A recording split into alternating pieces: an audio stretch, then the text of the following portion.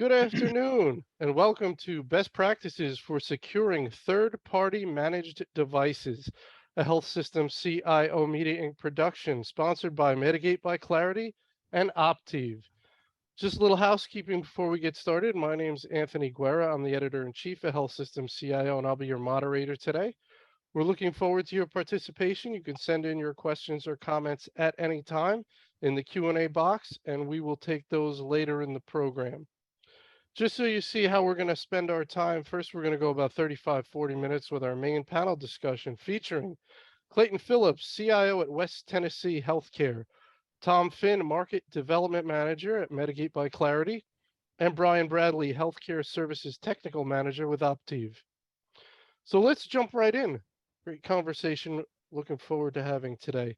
Clayton, let's start with you. Can you give us an overview of your organization and your role?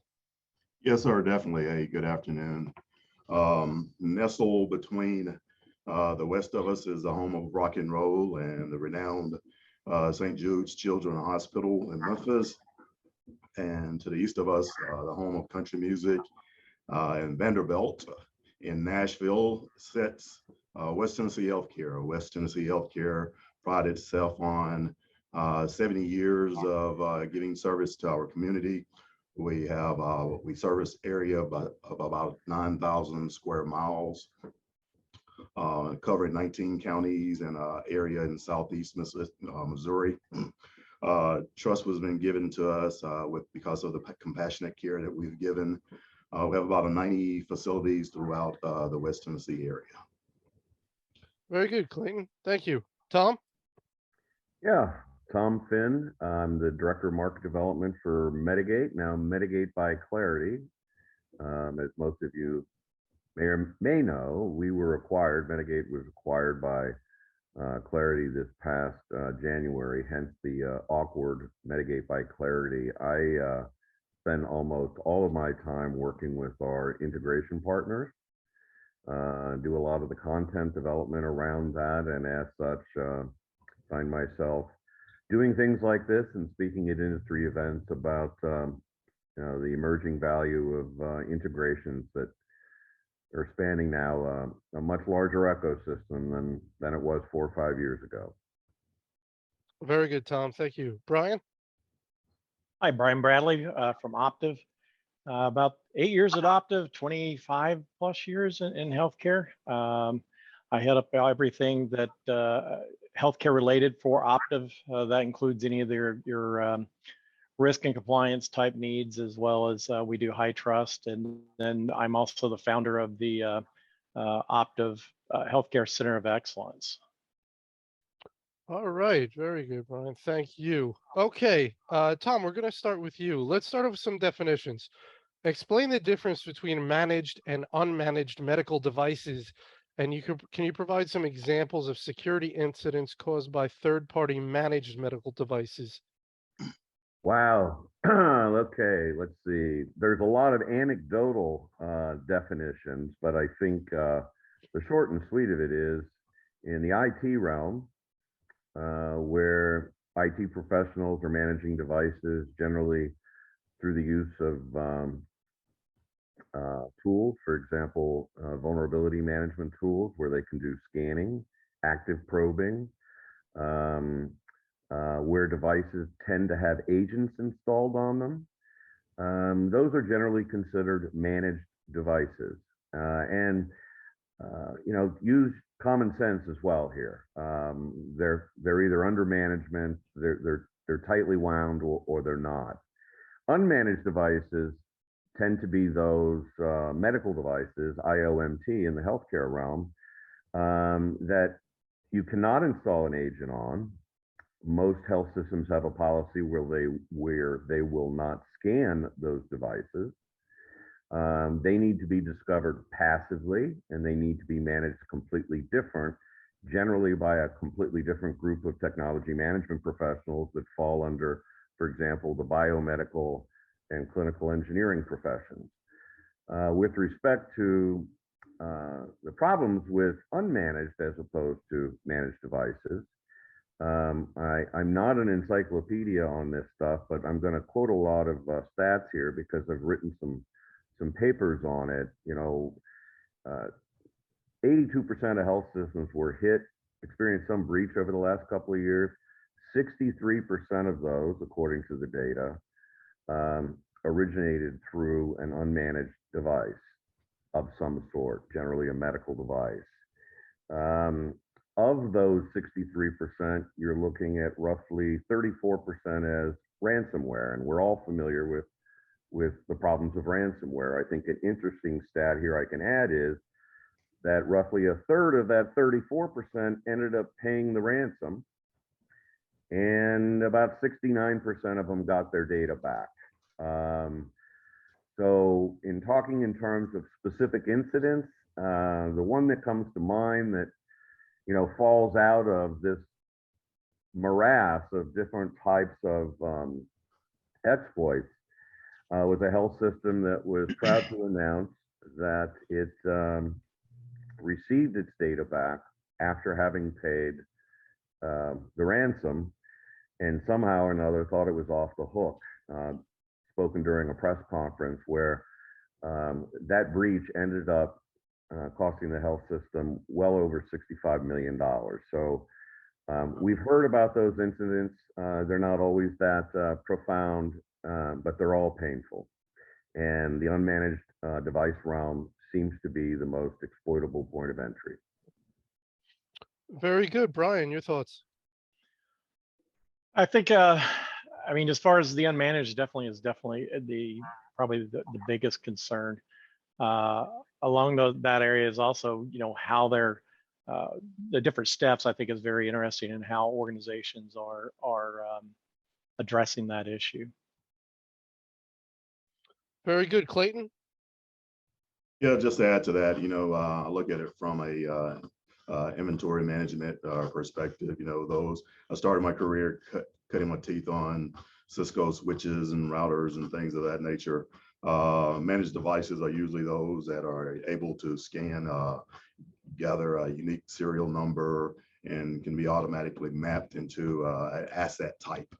However, the other end of that spectrum there is those unmanaged devices, those that are CT scanners, MRI machines, infusion pumps. Those are the ones that are areas of concern for, especially that in healthcare.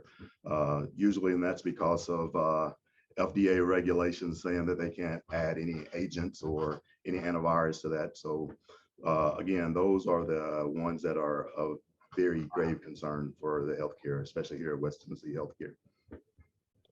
All right, very good. Next question. Clayton, we're going to stick with you. How are health systems securing managed medical devices today, and why do you think this may lead to overconfidence? What should they be doing? I think one of the ideas here for our webinar is that managed medical devices, the term may even give you a false sense of security, but there are still issues there. So your thoughts? Yeah, based on my experience, management of medical devices today, it starts with understanding and knowing exactly what you have on your network. And for us, that was a approach that we took here probably about a little over about 2 years ago. Managing medical devices was not in the area of IT per se. It fell in the area of that of biomed here within our organization. So once we did understand that, there are security vulnerabilities that are associated with these devices, what we decided to do is engaged Optiv, who is here on the call on the webinar with us today, to do some third-party work for us to determine exactly what we have on a network. Also included in that was Medigate, which is also incorporated within our network to determine those medical devices and IoT devices. Yes, it does give you a sense of overconfidence, just knowing that we know what's on the network. But what we have failed to do, and what we're trying to enforce our team to do, is to, once vulnerabilities are determined, to do something about it. Oftentimes we have data that's coming in and info is coming in, but if you're not going to use that, it's defeating the purpose. So that's what we should be doing, and that's what we have started incorporating. Once those managed tools or tools for management has determined that there are issues, next step is to put something in action proactively to make sure that we are trying to mitigate those vulnerabilities and those risks. So Clayton, the first step is getting an inventory, and you brought in outside help to do that. That's a pretty large project. It sounds like it's not simple. It's not say, hey, let's just go check out what we have. We got our inventory. Talk to me a little bit more about that. Yeah, one of the things that we did discover is that, we are a lean shop, very lean. So we didn't have the opportunity just to go around and look into the closets or look through our switches. And we had a somewhat outdated infrastructure that wouldn't allow us to get or determine what was connected at the end of those network ports. So after understanding that, we decided that being that we didn't have the resource to do it, somebody has done this before, and there's no reason to reinvent the wheel. So we engaged Optiv, and which in turn engaged Medigate to bring in a solution for us that was able to determine, and I think Tom mentioned earlier, probing medical devices and scanning those are not a good idea. So what we ended up doing is being able to bring in Medigate, and it's doing it in a passive manner to where we're able to determine what we have and where it is, and be able to better manage those particular medical devices. And as you said, once you have that inventory and you know about vulnerabilities, then you have to do something about those. It's not just getting the inventory and you're done. Yes, that's correct. Oh, yeah. All right, very good. Brian? I was going to say, just to add to that, I mean, Optiv performs HIPAA risk assessments for hundreds of health organizations around the country every year. And one thing we notice, I mean, it seems that a lot of organizations are taking a proactive approach. They're actively segmenting those devices off. They're trying to inventory them. And then we have those that are very reactive. They think, oh, well, it's probably a large company, GE, Phillips, whatever. They're probably doing the right thing, and they have this attitude of trust. And you should trust your vendor, but like with anything in security, trust but verify. So you've got to know what's going on in your environment, and taking that proactive approach is I think becoming very. You really don't have a choice nowadays. It used to be that you probably get away with just putting things off to the side, segmenting them off, and you'd be okay. But definitely those days are gone. That's an interesting point. We'll talk about that a little more down the road about the vendors and the relationship there and what you can count on them for and where you have to push them and all that type of thing. But Tom, what are your thoughts? Well, just as a practical matter, and I'm sure that Clayton lived through this with Brian's support, but when you do get a handle around your inventory of connected assets, one of the first things that happens is threat intel is processed and correlated to devices that have vulnerabilities, existing vulnerabilities. So you would imagine you make an investment in visibility, you want to know immediately where your vulnerabilities reside, and you want to get to work as quickly as you can mitigating those vulnerabilities so that you can establish some momentum and show wins internally to management who've backed the investment. So I say, as a practical matter, once that visibility is created, the vulnerabilities are made known, and the mitigation plans are lined up. There's some significant improvement in the organization's overall security posture that can be achieved quickly. And those quick wins, when reported effectively, have a tendency to keep the funding coming to continue to add, essential other layered defense products. So Tom, that's interesting. I guess you don't want to have a lag between gaining visibility and sort of patching or doing whatever remediation you should be doing once you realize what you have. You don't want a big lag there. You want to be ready to immediately, once visibility is in, because then you have no excuse. right? Exactly. You knew about it on this date and you didn't Yeah. do anything about it till this date. Well, yeah, it was a big process. Talk to me more about that. Is that something you want to think about before you even go about attaining visibility? I think what you'd want to be thinking about, because you would know this going in. I don't think there are very many folks that invest in a visibility solution and don't realize that they're going to be presented with a laundry list of existing vulnerabilities that they need to address.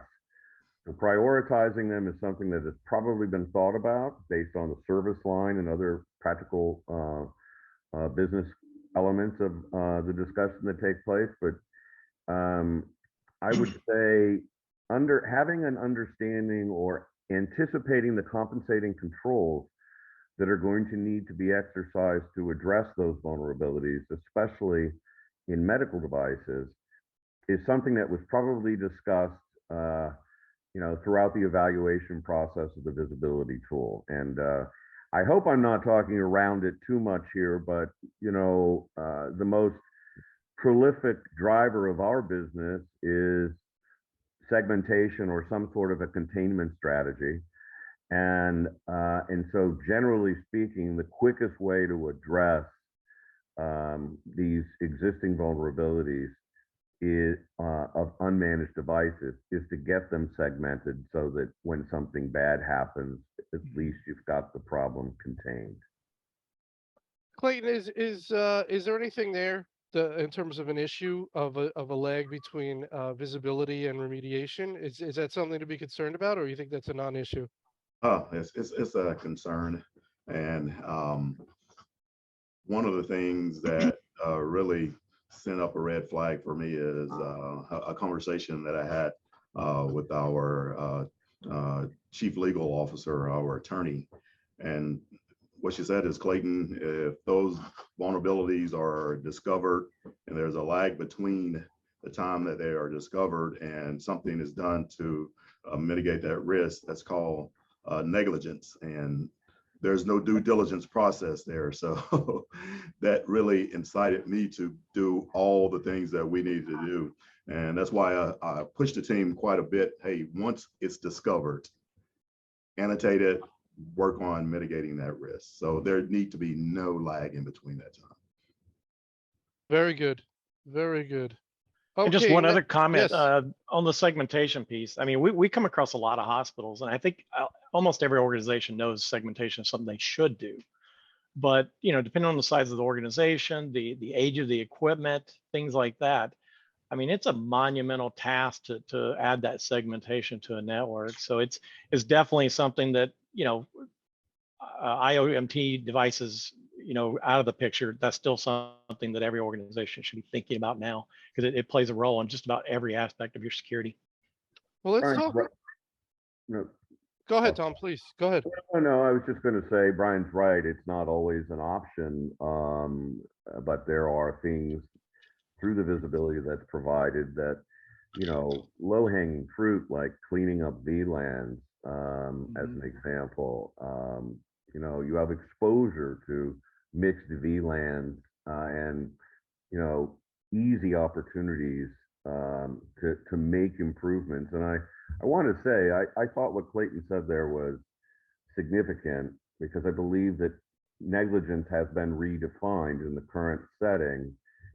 But I think the way in which it has been redefined, as evidenced, for example, in the HIPAA Safe Harbor Act that passed about a year ago, is that as long as you're taking steps to identify that inventory, and once you have that visibility, taking steps to secure the assets that are connected, if you're showing progress, that's a really good thing. And that's what the regulatory bodies want to see. If you're not showing any progress, that's when the safe harbor doesn't apply to you, and it's a punitive situation if you're breached. Brian, let's talk a little bit more about segmentation. It's one of the tools that can be used to deal with vulnerabilities, but you're saying it's not quick. Can you talk a little bit more about that?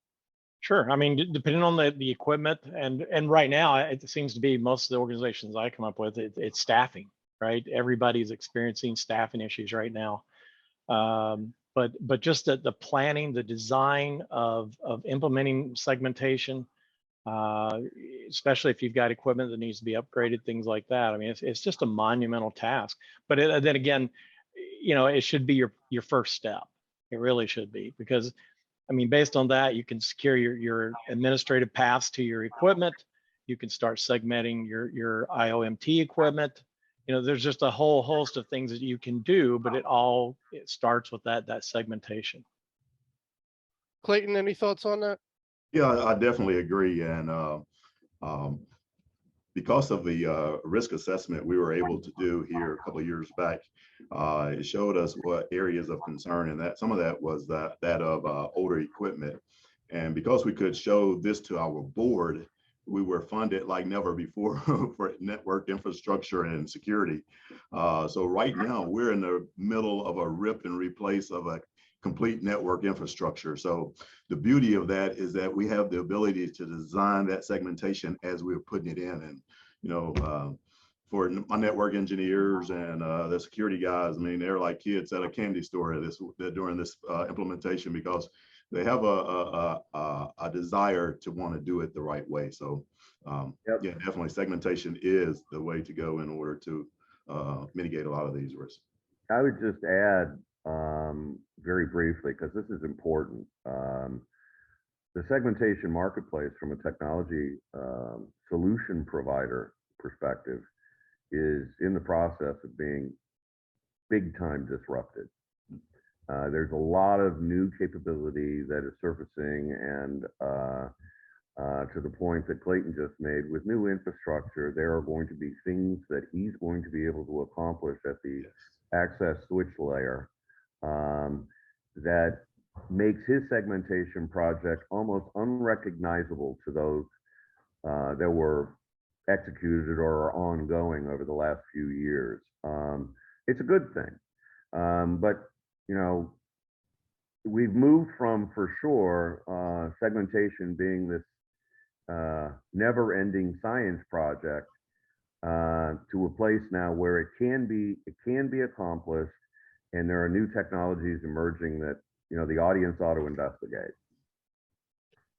So a couple things come to mind there based on things discussed. First, Clayton, I want you to talk a little bit more about the discussions you had with the board. So it sounds like, in terms of a sequence, you had the outside help come in to do the risk assessment.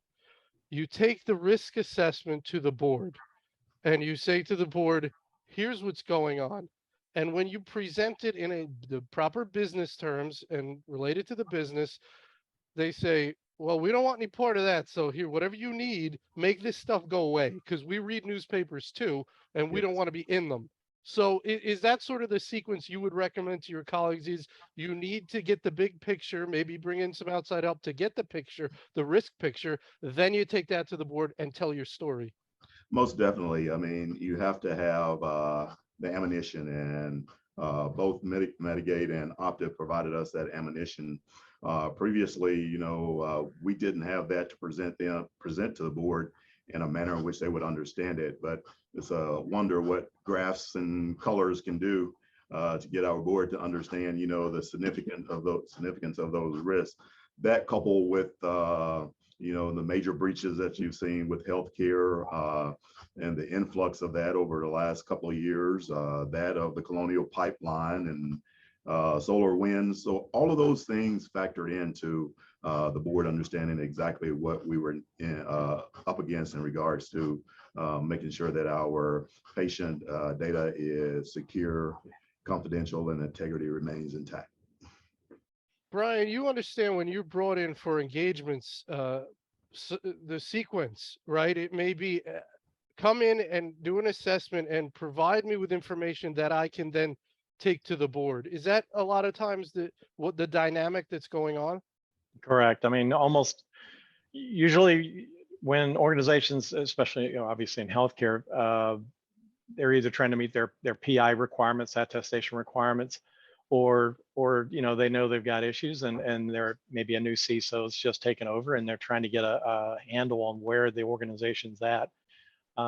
Just to clarify also, Optiv uses Medigate in our risk assessments. So I didn't want anybody to think that just from us doing our risk assessment process that we were able to find all these vulnerabilities that Clayton's organization had. We did have the help of the Medigate device. It's just something that we do as part of our risk assessment, but it gives us additional view into, are we seeing unencrypted PHI out there? Are we seeing any type of questionable connections with Medigate device or with medical devices, things like that? And so, but yeah, as we go through that risk assessment, we go through that process. I mean, you were talking before about negligence. We always recommend, do a thorough risk assessment, find everything that you can think of, because I look at it as a CYA. If I come in and do that risk assessment, I listed all your problems, and then if you got that corrective action plan that you're putting into place after the risk assessment is complete, then if OCR shows up at your door, you go, well, yeah, I already knew about that, and we are doing this about that particular issue. And as long as they're showing movement and they're not taking that cap, and it's a one-time, it's a document that they create and put on a shelf. I've had several clients that have been under active OCR investigations after one of our risk assessments, and we've actually gotten kudos from them because of the report and the actions that the organization was taking to actually address those findings. Tom, anything you want to add there? No, just real quick on Brian's point. Traditional security risk assessments are now giving way to what I would call live security risk assessments, which is exactly what Brian and Clayton are talking about. Instead of thinking in terms of just evaluating a visibility tool, for example, think in terms of it supporting a live security risk assessment with a specific objective of providing an informative expose of the risk the organization has for purposes of securing budget to do something about it. So yeah, that's just a different way of looking at a risk assessment, or a different way of looking, I suppose, at an evaluation of a product. Okay, Tom, I want to follow up on something you mentioned before about how quickly technology is moving in this area, especially around segmentation. Things are changing rapidly. You have advice for people like Clayton on how you can sort of future-proof what you're doing so you don't make large investments that sort of quickly become obsolete as technology moves forward?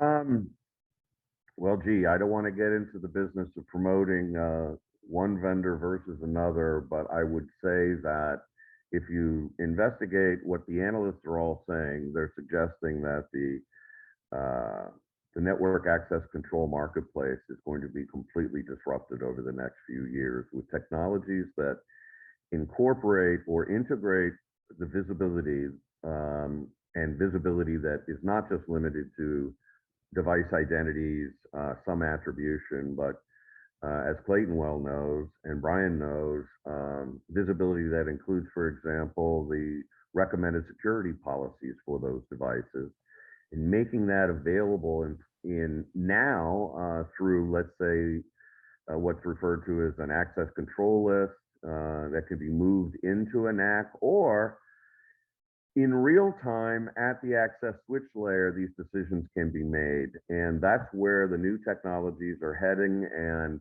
I think that we're within 24 months of seeing new segmentation products stood up during an evaluation with a visibility product to which it is integrated, where you will be able to demonstrate baseline segmentation in the course of a proof of value.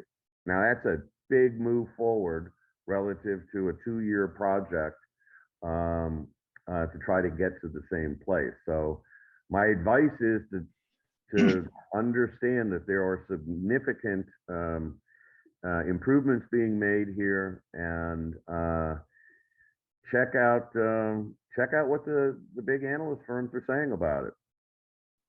Clayton, I'd love to get your thoughts around the idea of as much as possible future-proofing the things that you're spending money on to give yourself flexibility as things evolve. I mean, eventually you have to sort of put your chips down and make decisions, but is that something you think about to some degree, wanting to make sure you're flexible? Yes, most definitely. And in healthcare, especially now, being that financial performance isn't as what it used to be prior to COVID. The investments we're making now, we want to do due diligence again in making sure that it is future proof. One thing I can say prior to the network refresh, the infrastructure refresh we're doing now, we got a great return on investment with the product that we were using, to where we've had it in-house and in operation for almost 15 years. So, you know, what I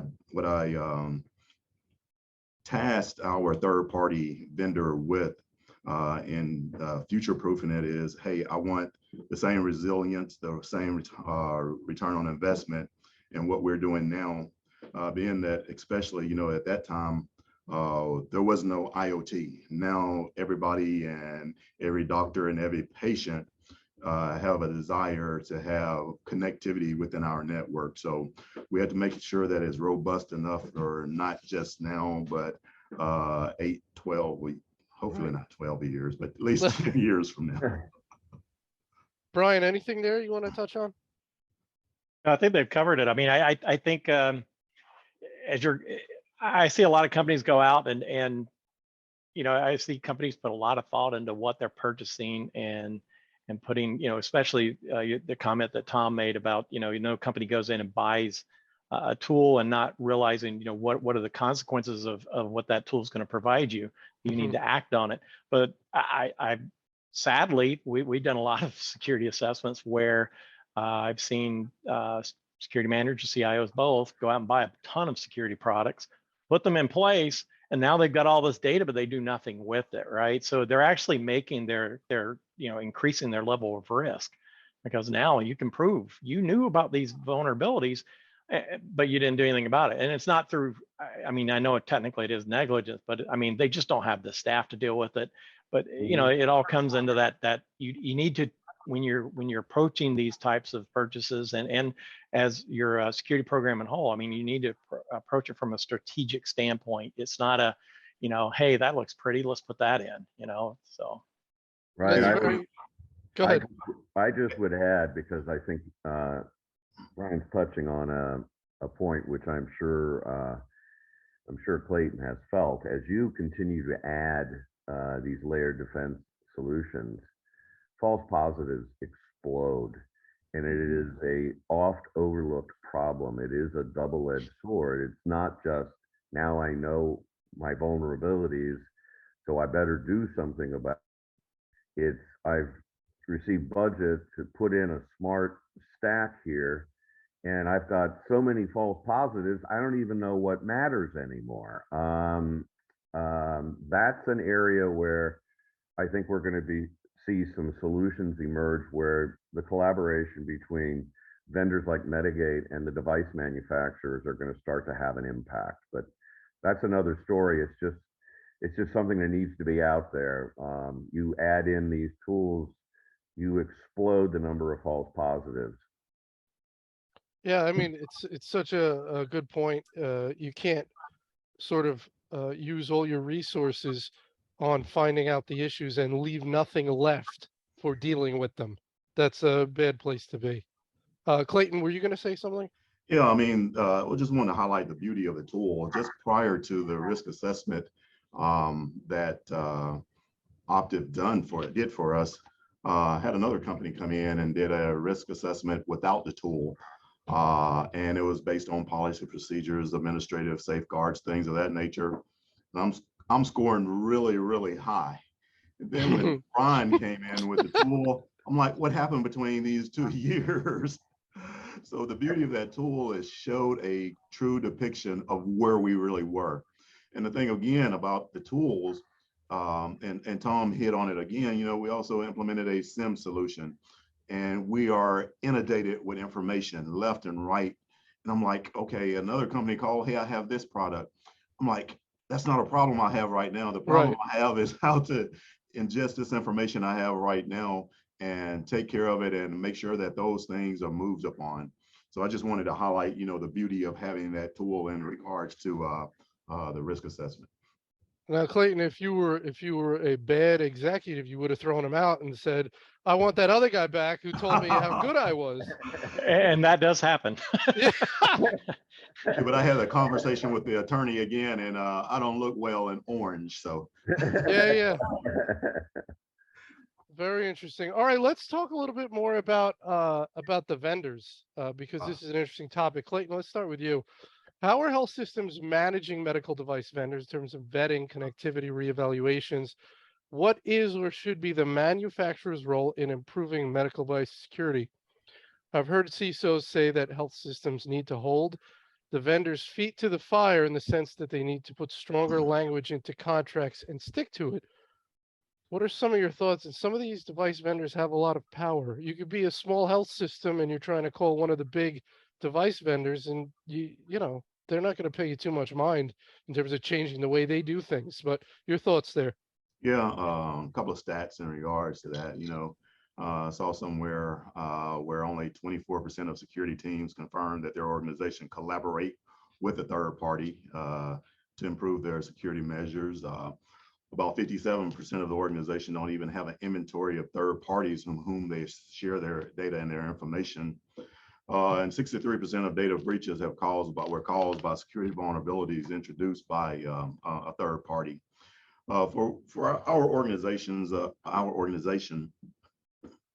risk management and vendor management had been under a separate umbrella, and for healthcare, for the longest, risk management mean how to reduce the number of slip and falls, and it didn't incorporate IT.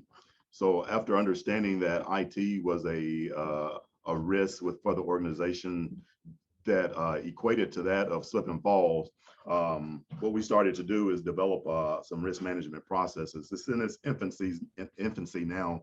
And again, the catalyst of this was a security risk assessment that was given to us a couple of years ago. But as far as vendors, for our organization and others I've been in or affiliated with, vendor management always resided under either compliance, and IT wasn't a factor or the umbrella in which it dwelled. So for vendors now, what I have asked our team to do is to start a better vetting process. One of the things that we did previously was, okay, the vendor has established a BAA with us. So that's good enough. But what are we asking our vendors about? How are they purposing or protecting their environment, or how are they protecting the data in which we share with them? So what our team has done, in which we incorporated with our project management office, is a risk assessment that we send them. We send them for lack of better words, assessment for us to get a better understanding of what they are doing in regards to safeguards around security.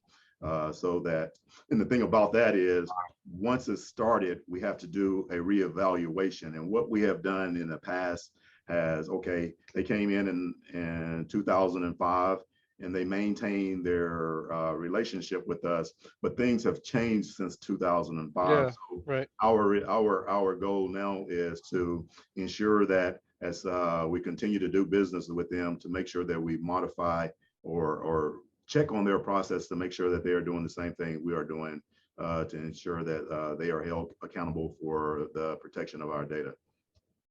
Right. Very good. Brian? I was going to say, just to add on to what Clayton was saying, during the assessments, I mean, we find that there's a couple challenges here. One, Clayton talked about when you go into that purchase, and IT should be vetting those vendors. A lot of times, either that whole procurement process is through an actual procurement department, or maybe it's through your legal team. But a lot of times, that communication between those departments doesn't always happen. If we do see vetting, it seems to be, the privacy officer or the legal team is saying, oh yeah, this is a vendor that maybe, they've got a lot of access into PHI. Maybe we should get IT involved. But for every one of those, there's probably three that the because your privacy officer and your legal team typically aren't technical. So they don't realize that there's more connectivity to this vendor than what they realize. And so they don't always get the IT team involved. And there's a huge issue with that. And then the other thing, like Clayton also said, I mean, I go in and I find vendors that you signed up in year one, and they may do nothing but send an email. I've seen some privacy officers send an email to the vendor and go, "Hey, are you still HIPAA compliant?" "You are? Okay, great." And that's their program. But then when we start looking in, and I come in and do a risk assessment, we start talking to some of these vendors. "Oh, by the way, our data center, it used to be in Michigan. Now it's in India," and they didn't even know about it, right? They haven't updated the contracts, maybe the data center that they were putting their equipment in, maybe it's changed owners, but Yeah. and they just do all these things automatic, and a lot of times they just don't know. So that vendor vetting is I mean, it's got to be not a one time and done thing. It's got to be something that is continued throughout the life of the contract. But Brian, we talked about resources being constrained. This sounds like, especially for a large health system where you have dozens, hundreds of vendors, you can establish a process for, you could change your process for bringing on new vendors. That sounds fairly manageable. We come up with a new process, it's more intensive. But as you mentioned, you've got that whole backlog of all those vendors, and to just be on top of them to the degree you need to be just seems to me, I don't know how it's manageable. Well, I mean, most organizations that I see, I mean, you're right. I mean, I was just at working with the health system, and they had somewhere around 900 Yeah, vendors that they were managing. And, you've got one privacy officer and she's trying to handle this, not to mention all the other privacy related jobs that she has to do. But I mean, definitely outsourcing, as it is in IT, it's the same thing for the privacy side. I mean, they need to start looking at outsourcing and automation. I can't state automation enough.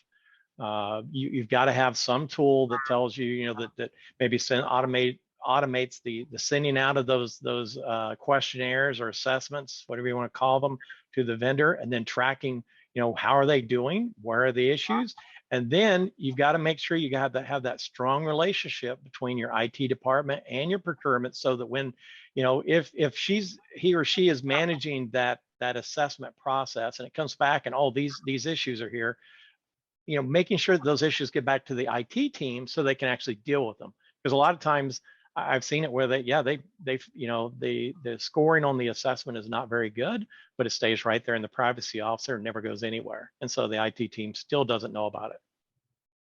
Tom. Yeah, well, all of this is interesting. I mean, one of the most obvious things that can occur, since for example, Clayton's sitting on a dynamically risk scored inventory of his assets, making that risk score, which is associated with the device specifically, an available new data point to the procurement people who are holding a scorecard on all of their suppliers, would seem like a natural integration, right? So now, if I'm looking at perhaps rationalizing my suppliers of infusion pumps, I want to move more volume to fewer players, I can start to look at their risk performance as one of the drivers of my decision process. Another component, which is brand spanking new, and as an old supply chain guy, I mean, that's where I'm coming from here. The idea that utilization of these assets is information now that is being collected. The opportunity for Clayton to provide utilization data to the supply chain folks is huge. The opportunity to use that information to be smarter about when you buy, how you negotiate, the opportunity to look at that information as a way to validate service level agreements, for example, that you may be negotiating as part of a purchase. These ecosystems are coming together now, which is exactly what's supposed to happen, right? But we're at the infancy. And so picking off little bits like the risk score, the performance score of one infusion pump vendor versus another, and making that information available to procurement is a place to start. Excellent. All right, we're going to go to my favorite section here, ask a co-panelist. And One, Clayton, I'm going to. Oh, sorry. I just have Brian, one go other ahead. comment. Just Go I don't ahead. want to get on my soapbox, but Tom Well, brought I this think up. you're And getting on it. It's okay. Go ahead, get on it. that's risk management. I mean, Clayton's talked about all this data that's coming in. Tom was talking about risk. I mean, it really comes down to that. If you're constantly getting inundated with all these different tools, the information they provide, you've got all these decisions on where should you go strategically. I can't stress it enough. You've got to approach everything from a risk-based perspective. I mean, yeah, there's a lot of important things, but you need to look at what are your company goals, what tools support those goals, and what's the risk. That's the key to getting that message to your board so that they fund what you're trying to do. And again, it has to be put into a nice, neat package, and risk is the vehicle to do that. Great point, Brian. Thanks for jumping in with that. Ask a co-panelist. I'm going to let Clayton go first. I want to see what he's curious about because we got some pretty smart co-panelists with you on the line, Clayton. So what do you want to ask these two gentlemen? I've seen here over last few years where the biomed team falls, within our organization, it falls under support services. And I see that there is a trend to where biomed is moving under the umbrella of IT. What have you seen, and what would be the advantage of moving them under the IT umbrella? Tom, let's start with you. Well, that's a loaded question. I think that it's become obvious to all of us now that getting IT and technology management professionals, biomed, clinical engineering, getting everybody singing from the same sheet of music, exercising, relevant cuts of the same common data foundation is absolutely smart, and it's going to drive leverage. Well, that leverage is going to be a result of convergence. And I think you're going to see new titles, new roles, new skill sets emerge that bridge IT and biomed. And I think it's a good thing. It's already happening. But the idea as to whether or not biomed and other technology professionals necessarily run under IT, I'm going to scratch my head on that and plead the fifth, Clayton. I think they should be leveraging the same data set. Yeah. I don't think that's even arguable. I think that, as I said, the workflows need to converge. For goodness sake, you talked about staffing shortages. One of the things that these technologies do is have a tendency to provide an upskilling for people. The automation is eliminating a lot of outdated routines. They're able to pursue more meaningful tasks. There's a lot of value there that health systems can capture, not the least of which is provide more clarity to the career paths of these folks. So I think it's all positive, but with regard to who reports to who, I'm not sure I have really thought about that. All right, well, let's take it over to Brian. Are you going to take a stand on that, Brian? Oh, I definitely will. Here we go. He's not afraid. I'm probably dating myself here, but you remember back in the old days when radiology was the IoT back then, and you had different departments that were, radiology needed extra IT support, and so they would break off, and you'd have an IT department that ran nothing but radiology or maybe laboratory because of their requirements. If you've been around healthcare and IT, you notice that didn't work real well. You inevitably have different personalities and management structures, and then depending on how you set up that management structure, I mean, it usually ends up being adversarial almost. I'm already starting to see that with IoT. I was just working with a hospital the other day, and they had broken off a IoT team, and they supposedly work under the same set of policies that the IT team does. But then again, they had different processes and different management. The two teams weren't talking, and they were competitive against each other because now you're competing for FTEs, right? So It's a definite issue. I see it as, I think IoT obviously needs to go under IT, but I think you need to be very, very thoughtful in how you set up that management. And if you're going to break off a team and how you're going to have teams answering to each other and things like that. I just think there's such a possibility of things blowing up in your face. Well, It- Tom, not only did he make a decision, but he said it was obvious. So how Well, does that make you feel?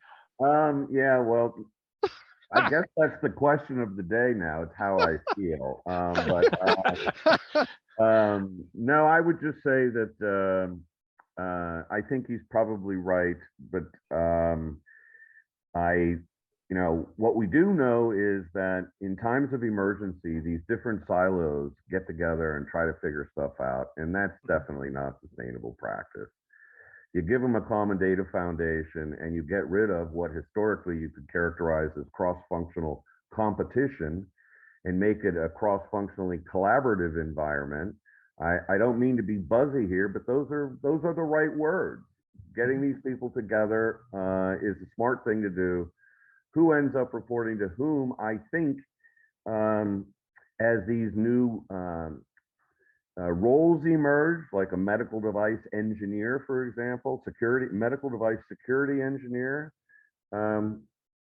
where he or she lives and who reports to them, I'm not sure it's necessarily all that important. I'll leave it at that. Just one clarification. I will say that when my comments were based on compliance, right? I mean, I'm looking at when I'm going in and I'm looking at an organizational processes, I'm looking at, are you following policy? Are you following those, every process? Is every action done in a established documented process? And the more organizations that you have, it's just become harder. I'm not saying it can't be done. I mean, I've seen, you could definitely have new roles under the IT department. You could have them, focus on supporting the IT team. But I think it's really important to work out that chain of command and how the teams work together. I think the key word right here in in this is- discussion, sorry, I think the key word here in this discussion is a collaboration effort. It has to be a collaborative efforts between both those that manage medical devices and that of network components as well. So I think collaboration is a key. I was just going to say, Brian and I missed it. The most obvious answer to Clayton's question was they should all report to Clayton.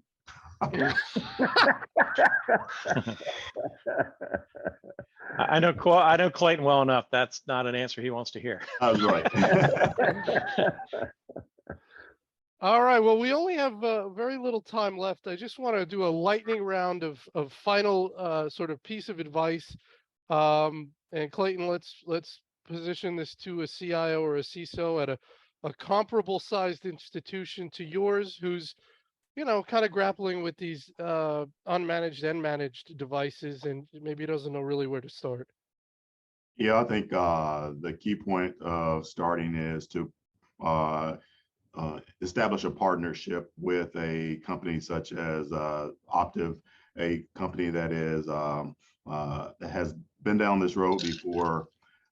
Because the win that we get from that is being able to do our due diligence in gathering the ammunition we needed to fund those projects that that in times past wasn't on the forefront, but now that they are. So my suggestion would be start with a partnership that you can depend on to provide you that data to take to your boards. Brian. Well, I'm in compliance, so my answer is a little bit about that. I mean, everything in compliance, everything in a good, well-managed security program always starts with documentation, right? Getting get your processes in place, get them documented. Most of the issues I see are because people do one-offs, and that's what kills you. You got to have standard processes. And then based on those processes, it's, what kills you is what you don't know, right? You've got to have the right tools so that you can see what's in your environment and so that you can address it. If you don't have the right processes and you don't have at least the visibility into your network, I mean, everything sort of comes after those two items. Tom, we'll give you the last word. I would say simplify. Foundationally, it's all about visibility. How that visibility is orchestrated to the systems, other systems that need it in your security ecosystem is where the value is going to be driven. And along those lines, when you listen to various vendors who are pitching you out there, who claim that they integrate with everybody, learn the difference between an API data exchange and a value engineered use case that is a result of that data exchange. All integrations are not created equal. I would search for people that have the domain expertise and can put you in touch with referenceable clients who have operationalized the integrations that are going to matter most to you. Go see them. Don't take anybody's word for it. See it in action. Excellent, excellent. Well, that's about all we had time for today. Regarding continuing education, you could use the final slide in this deck. You'll get an email when the on-demand recording of this event is ready for viewing. If you want to sponsor an event with us, you can reach out to Nancy Wilcox from our team, and you can go to our website to register for upcoming events. With that, I want to thank our tremendous panel, Clayton Phillips, Tom Finn, and Brian Bradley. And I want to thank our sponsors, Medigate by Claroty and Optiv. And I want to thank you, our attendees. And with that, everybody have a wonderful day. Thank you. Thank you.